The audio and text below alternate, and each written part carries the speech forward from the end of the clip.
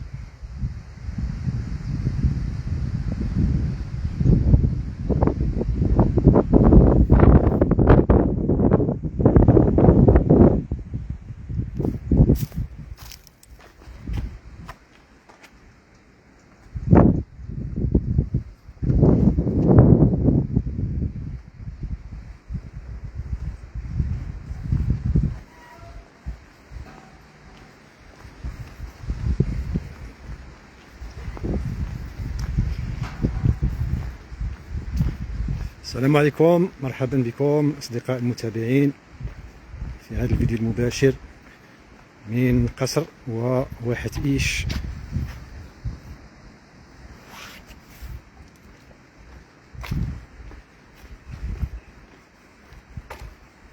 ربما تكونوا قريتوا وتابعتوا في وسائل التواصل الاجتماعي بحال فيسبوك أن هذه الواحة أصبحت بين قوسين محررة. قالك اسيدي حرروها وداروا معاها شي صور ديال البساتين وديال الساكيه وديال،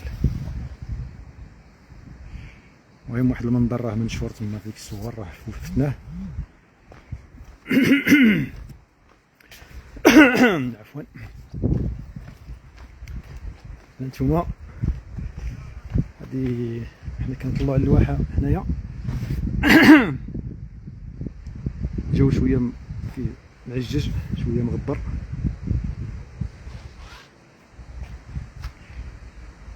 وعليكم السلام سي ابو اسامه.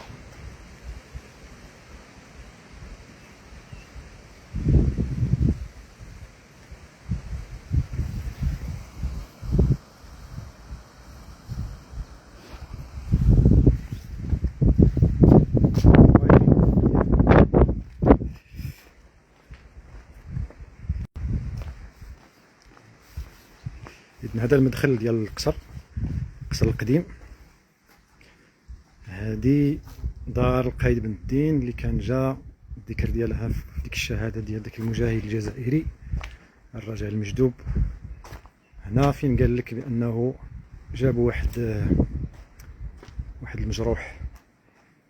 هذا هو الباب الرئيسي ديال دار القايد بن الدين رحمه الله، معروف هنايا محليا بتغمرت.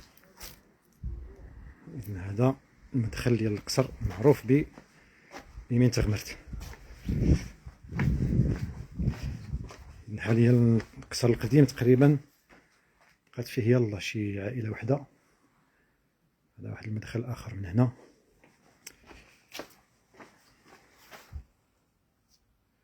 سي محمد، الى ممكن بعض التوضيحات. ما فهمتش الميساج ديالك الموالي بانك بقصر ايش. المهم انا كنعطيه توضيحات وكنتكلم على هذا على بعض الامور هنايا. والتذكير اليوم 8 فبراير 2026. إذن هنا في الزقاق الرئيسي ديال قصر ايش. هذا معروف بالسقاق هنا تاع الصادق. ندير واحد دوميتور من هنا، دخلنا من لهيه.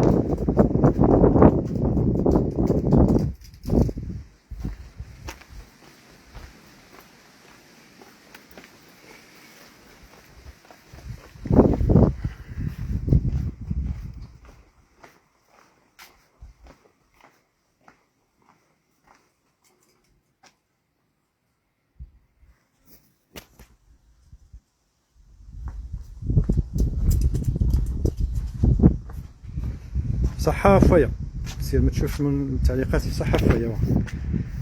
اذا ها حنايا هذا المكان.